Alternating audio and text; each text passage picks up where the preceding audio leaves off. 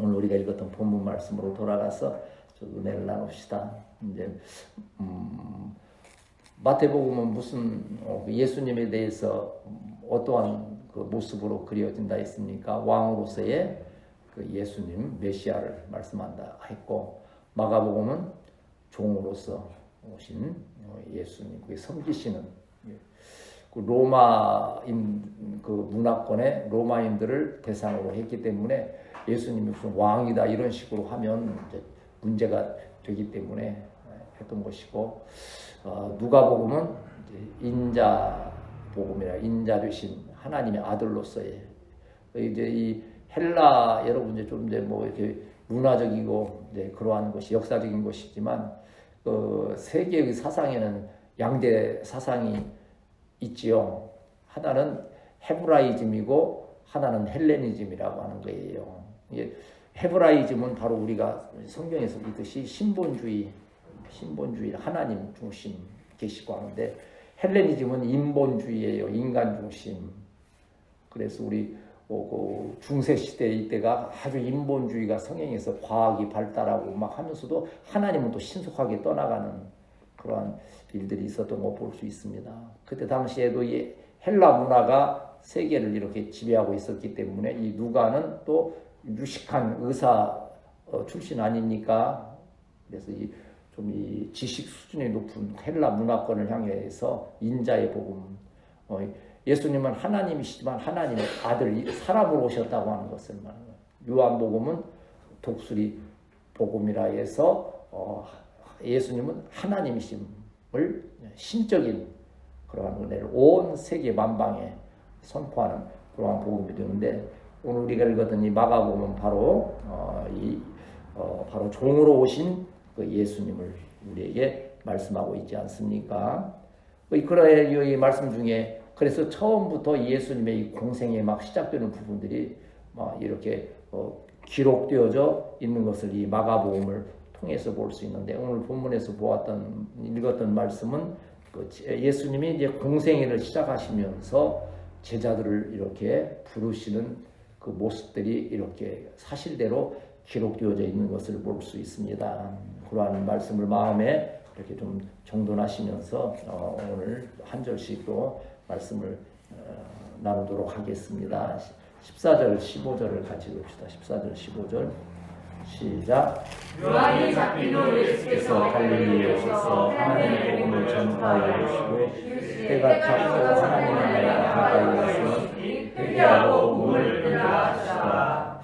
다른 복음서에서는 요한이 왜 잡혔는지 이제 그러한 말씀들이 이렇게 또 자세히 나오기도 하고 하지 않습니까? 헤롯을 이제 자기의 동생 아내를 취한 헤롯을 이렇게 비난하고 하는 과정 가운데에서 이제 붙들려 이제 감옥에 갇히지 않았습니까? 그 마케부스라고 하는 그 지하 감옥, 뭐 정말 사람으로서는 견디기 힘든 그러한 감옥에 갇혀 있으면서 결국은 어찌 보면 참 예수님의 메시아의 길을 예비한 자로서는 너무 비참한 죽음을 당하지 않습니까? 한 꼬마 여자 아이가 춤을 추어서 살로베라고 하는 헤로디아의 딸이 춤을 추는 것을 보고 획가닥해서 왜 그 모인 헤롯이나 그 사람들이 그렇게 매료가 됐느냐? 뭐 이제 이 성경학자들이 이제 이런 우리는 뭐 성경에 나오는 얘기는 아니지만 그 당시에 이 되게 그 이스라엘의 전통적인 춤은 굉장히 이렇게 정숙하고 뭐 그렇게 하나님 중심의 그러한 것이었지만 이 이방에서 들어온 그러한 문화, 로마 문화나 이쪽에서는 여인들이 배꼽춤을 주로 이렇게 추는 그런 거 있잖아요. 보면 좀 막 선정적이고 아마 그런 춤으로 아주 그냥 그 헤롯과 모인 사람들을 아주 이렇게 이렇게 혹하게 함으로 인하여서 더 빠져들어 거절하지 못하고 결국은 어떻게 했습니까? 요한의 목을 베어서 소반에 담아 하듯이 참 순교 당했다고 하는 의미에서는 큰 의미가 있겠지만 인간적으로 볼 때는 너무 참 처참하게 너무 비참하게 죽었지 않습니까? 그러니까 이 세상의 기준으로만 본다면 세상에 불쌍한 사람들이 주님을 열심히 섬기는 자들이라고 그렇게 여겨지는 것도 있잖아요. 그러나 하늘의 상급을 기억한다고 하면 하나님의 그 놀라우신 섭리를 기억한다면 비록 순교를 당하였을지라도 그 사명으로 인하여서 하늘나라의 큰 상급으로 함께 하셨음을 기억할 때에 우리도 그러한 믿음으로 주님 앞에 나아가는 우리 성도들이 되어야 할 줄 믿습니다.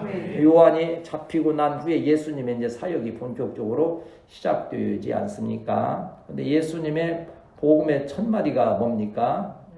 바로 세례 요한도 뭐라고 외쳤습니까? 한번 따라합시다. 회개하라. 회개하라. 천국이 가까웠느니라. 천국이 가까웠느니라. 그러한 복음으로서 예수님 메시아의 길을 예비했던 그 이어서 예수님도 사역을 시작하실 때에 이렇게 지금 15절에 보니 하나님의 나라가 가까이 왔으니 회개하고 복음을 믿으라 하시더라. 이게 바로 복음 핵심이에요. 하나님의 나라. 예수님이 이 세상에 오셔서 공생애를 시작하시면서 복음을 전한 핵심은 하나님의 나라예요. 예수님께서 가르치신 기도에도 뭐라 좀 이렇게 시작이 됩니까? 하늘에 계신 아버지, 뭡니까? 주기도 뭐 기도죠? 하늘에 계신 아버지의 이름이 거룩히 여김을 받으시오며 아버지의 나라가 임하시오며 아버지의 나라가. 아버지의 나라가 임하시며 또 아버지의 뜻이 하늘에서 이루어진 것 같이 땅에서도 이루어지다. 이게 천국 복음, 이게 바로 예수님의 복음의 핵심인 거예요. 예수님은 우리에게 이 천국 복음을 전하시면서 구원하시기 위해 오신 것이 예수님의 사명이에요. 예수님은 그 사명을 정말 그대로 하나님의 뜻을 따라서 감당하시는 모습이 있지 않습니까? 이 말씀을 보면서 하나님께서 한번 따라합시다. 하나님께서 나에게 주신 사명이 있습니다. 우리는 예수님처럼 구원자가 메시아는 아니잖아요. 그러나 우리에게 복음을 전하고 주님의 몸된 교회를 세워가고 또 선한 일을 도모할 그 사명이 우리에게 있다고 하는 거예요. 예수님은 공생애가 몇 년이었습니까? 3년? 이제 대개 3년에 3년 6개월 정도로 하면 3년 6개월 정도 될 것이다. 그걸 어떻게 계산하냐면 성경에 나오는 6월절 절기 있지 않습니까? 그 절기를 몇 번 지내셨는가? 그걸 볼 때 3년 한 6개월 될 것이다. 그렇게 이제 계산을 해낼 수 있는 거예요. 그런데 요한복음 21장 그 마지막 부분에 가면 예수님께서 하신 일이 얼마나 많은지 하늘을 두루마리 삼고 바다를 먹물 삼아도 그 사랑 예수님이 하신 일을 다 기록할 수 없을 것이다 라고 하는 그 성경의 말씀들을 비춰본다고 하면 예수님은 3년 6개월 동안 짧은 공생 기간이지만 얼마나 최선을 다하여 이 구속의 사역을 감당하셨던가. 그런 면에서 본다면 우리 어떤 교회 성도들은 참 예수님 성품을, 예수님의 사역을 본받았다, 닮았다 생각이 들어요. 틈만 있으면 그래도 교회 섬기려고 그러고 복음 전하려고 그러고 더 하나님께서 성령의 충만함으로 덧입혀 주셔서 더 큰 일들에 잘 쓰임받는 우리 교회, 우리 성도들이 되어야 할 줄 믿습니다. 우리가 지금 여기 또 보면 예수님의 사역이 얼마나 귀한 것인가 하는 것은 똑같은 일이지만 누가 하느냐에 따라서도 많이 다르잖아요. 세례 요한은 그 정말 순교하기까지 그 사역을 다했다 해도 그 사역의 한계는 어디까지입니까? 예수님의 길, 메시아의 길을 예비하는 데에서 끝나지는 것이요. 구원의 능력은 오직 예수 그리스도 안에 있다고 하는 거예요. 우리가 이 예수님께서 전하신 복음의 그 소중함을 기억하면서 우리도 예수님의 마음은 어떤 마음이라 그랬어요? 나는 마음이 뭐하다 그랬습니까? 예수님께서 온유하고 겸손하니 나의 멍에를 메고 내게 배우라. 우리도 겸손함으로 예수님을 닮아 주신 사명을 잘 감당해야 될 줄 믿습니다. 요즘 우리가 지금 계속 걱정했던 바가 또 그렇게 되는 게 교회 안에도 이제 목사님들 간에 이게 겸손함이 없고 하다가 보니까는 자꾸 충돌이 생기는 거예요. 네가 옳다, 내가 옳다 하고 자기 내세우지 않으면 막 하는 거 갈등하고 하는 것이 예수님 마음하고는 전혀 관계가 없는 것 아닙니까? 어쨌든 하나님께서 우리 어떤 교회 그분들의 이제 그것은 우리가 위해서 일치되기를 위해서 기도해야 되겠거니와 판단할 일은 아니고 한국 교회가 하나가 되기를 위해서 많이 기도해야 될 줄 믿습니다. 그러나 우리 어떤 교회 성도들만큼은 우리 하나님께 주신 그 본분의 한계 그것을 잘 기억하면서 하나님의 주신 그 능력과 지혜만을 따라서 하나님의 말씀대로 순종하고 하나님의 말씀대로 사역하고 쓰임받는 우리 성도들이 되어야 할 줄 믿습니다. 요한복음 3장 이제 30절에서 32절 보면 그 세례 요한이 어떠했고 그 이후에 예수님의 그 사역이 어떻게 그 전개가 되는지를 이 세례 요한이 탁 이 말씀한 게 있지요. 요한복음 3장 30절 32절 읽습니다. 시작. 그는 흥하여야 하겠고 나는 쇠하여야 하리라. 위로부터 오시는 이는 만물 위에 계시고 땅에서 난 이는 땅에 속하여 땅에 속한 것을 말하느니라. 하늘로부터 오시는 이는 만물 위에 계시나니 그가 친히 보고 들은 것으로 증언하되 그의 증언을 받는 자가 없도다. 세례 요한이 뭐 얼마나 인기가 높아졌습니까? 그럴 때 당신이 메시아입니까? 막 하고 이렇게 사람들이 추앙할 때 그는 납작 엎드리는 거예요. 예수님은 흥하셔야 되고 나는 쇠하여야 된다. 그것이 내 사명이라고 하는 거예요. 그런데 어떻게 된 것이 반대가 돼서 나는 흥하여야 되겠고 예수님은 쇠하여야 되리라 하는 그러한 일들이 많은데 우리는 끝까지 특별히 우리 후세대의 교회를 세워져 감에 있어서의 예수님이 흥하시고 우리는 쇠하여가는 이 사역을 잘 감당하는 우리 성도들이 되어야 할 줄 믿습니다. 이 예수님께서 이제 제자들을 택하시는 부분이 이제 16절에서 17절 말씀이 있죠. 우리 16절, 17절을 또 읽습니다. 시작. 갈릴리 해변으로 지나시다가 그 형제 안드레가 바다에 그물 던지는 것을 보시니 그들 너무라 예수께서 이르시되 나를 따라오라 내가 너희로 사람을 낚는 어부가 되게 하리라 하시니. 예수님께서 어디에 계신다 그랬습니까? 제가 많이 쓰는 표현이 뭡니까? 예수님 어디에 계신다? 현장에 계신다. 그래 잘 알았어요. 현장에.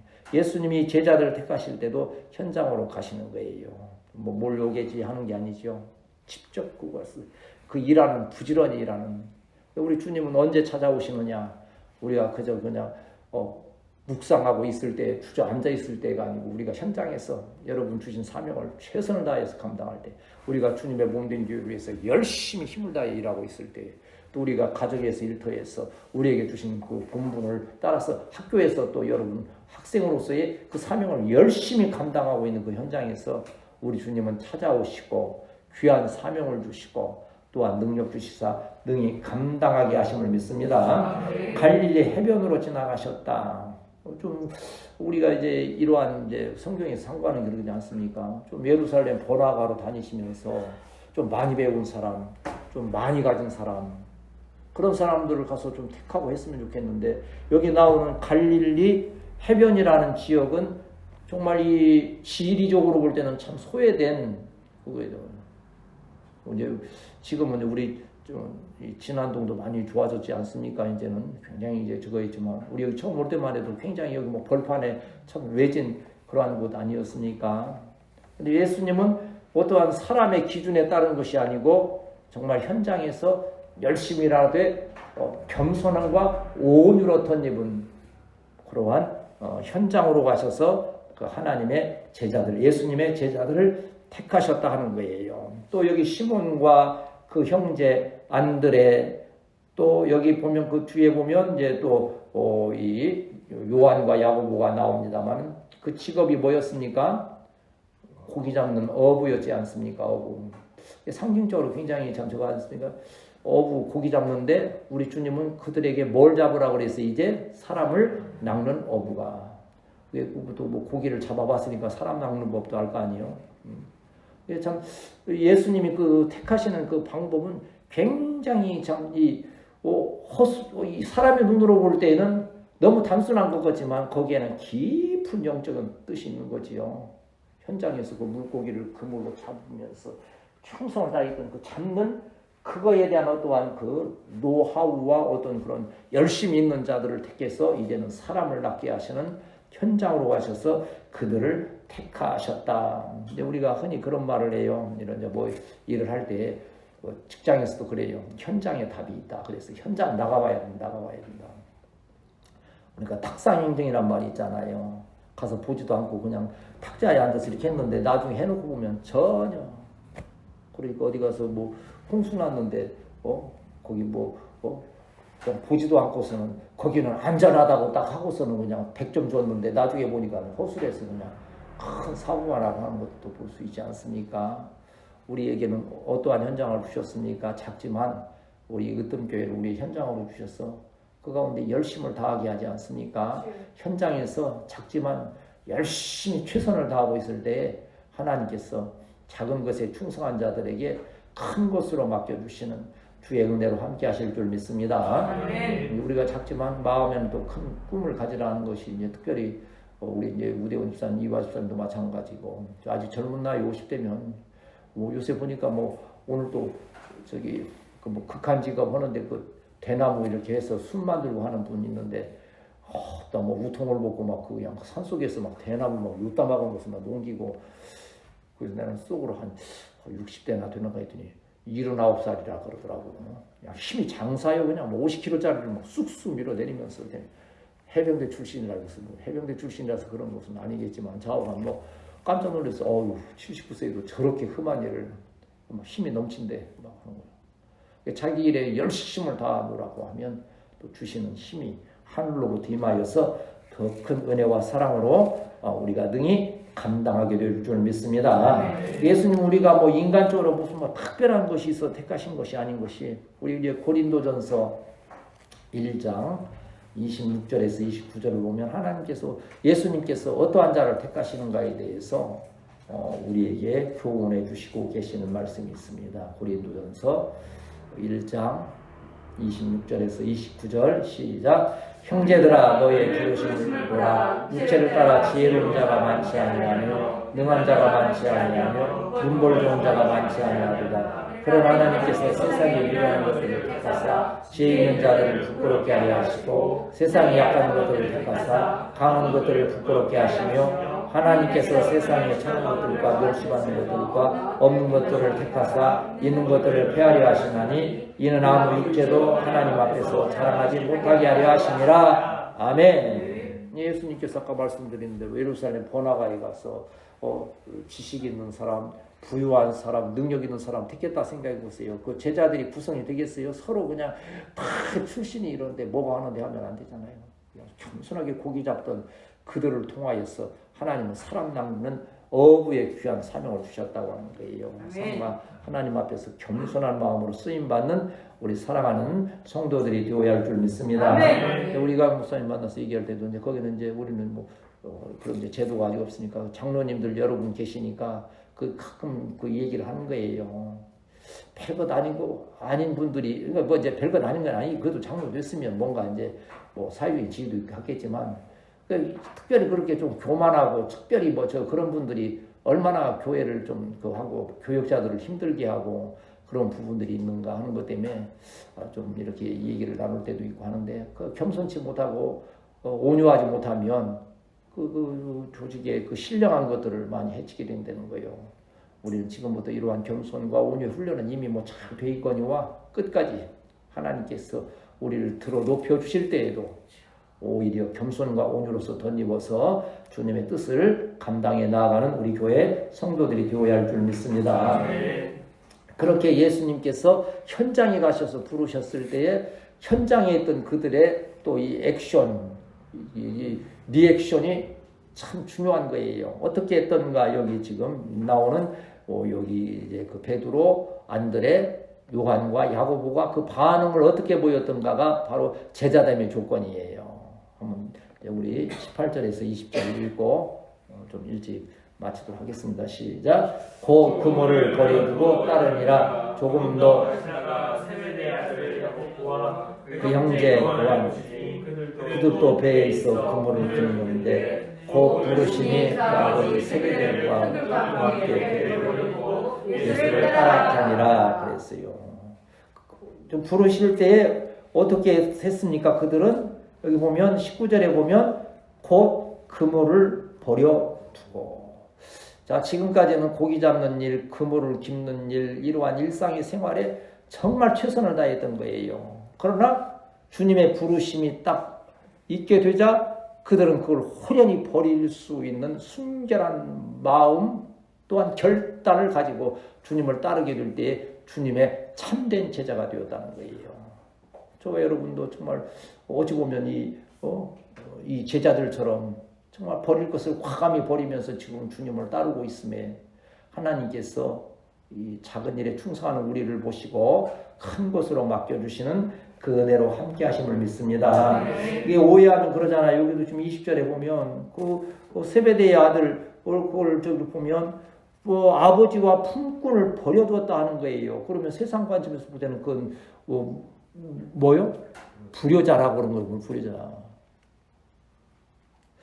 그런데 예수님께서는 버려두고 따르는 그들을 제자로 삼는 거예요.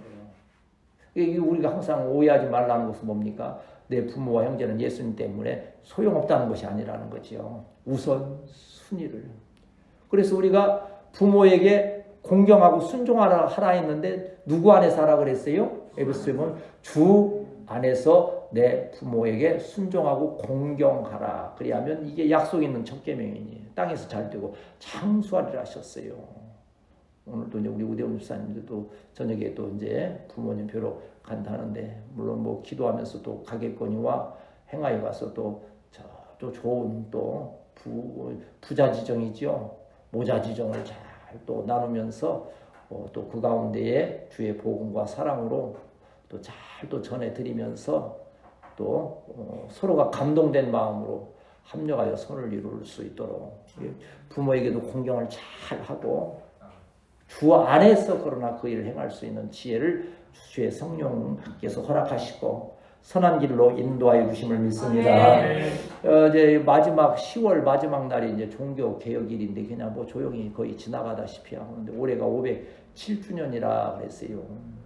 이 마틴 루터가 종교 개혁을 할 때 몇 가지 캐치프레이즈가 있지 않습니까? 여러분 뭔지 아세요? 한번 더 합시다. 오직 믿음으로. 오직 믿음으로. 그걸 이제 그리스어로는 솔라 피데 그러면 솔라 피데 오직. 그다음에 오직 말씀으로. 한번 더 합시다. 오직 말씀으로. 오직 말씀으로. 솔라 스크립투라 그래요. 그다음 오직 은혜로. 오직 은혜로. 솔라 그라티아 그런 거예요. 그리고 그것이 어디에서 누구 앞에서 여기 없었는데 코람데오 하나님 앞에서 그걸 이루어지는데 종교 개혁에 그걸 풀어서 말하면 이거예요. 한번 따라합시다. 성경이 가라 하면 열심히 가고 성경이 서라 하면 그 자리에 선다. 오직 말씀으로. 마틴 루터는 교황이 뭐라고 하든지 교회가 뭐라고 핍박을 하고 무슨 말을 하든지 이것이 하나님의 말씀이라면 내가 따르겠지만 하나님의 말씀이 아니라면 절대 따를 수 없다고 하는 거지요. 그러니까 여기 지금 예수님의 말씀을 듣는 순간 그것이 예수님의 말씀이었기 때문에 시몬과 베드로와 안드레, 요한과 야고보가 따랐다는 것처럼 주님의 말씀임에 여러분도 주님의 말씀을 들을 때에 그 말씀을 호연히 제1 우선으로 가장 귀한 것으로 알고 열심히 따라 제자가 되되 또한 그 가운데 주시는 지혜를 따라서 우리의 주신 가정과 일터, 부모와 형제 모든 관계에서도 아름다운 역사를 이루어가는 우리 지혜로운 성도들이 되어야 할 줄 믿습니다. 누가 보면 그냥 62절 보고 마칩시다. 방송사님 1억 8억 이렇게 쓰시는데 시간 여유는 많지만 9장 누가복음 9장 62절 이제 그 앞절 이제 59절부터 이제 62절까지가 이제 한 단원인데 59절에서 62절까지 봅시다.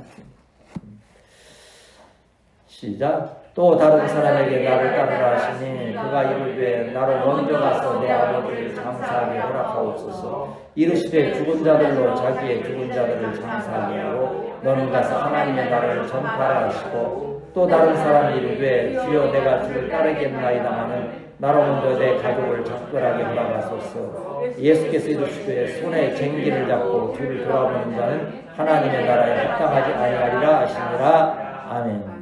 쟁기를 잡았다는 건 뭐예요? 복음을 손에 들고 주님의 몸된 교회에 귀한 사명 받고 또 여러분 가정과 일터에서 또 복음 전하는 사명을 받았을 때에는 주님을 바라보고 앞을 바라보고 담대히 나아갈 때에 그래야 밭이 제대로 갈리고 그리고 씨가 제대로 또 자라서 많은 열매를 맺는 것 아닙니까?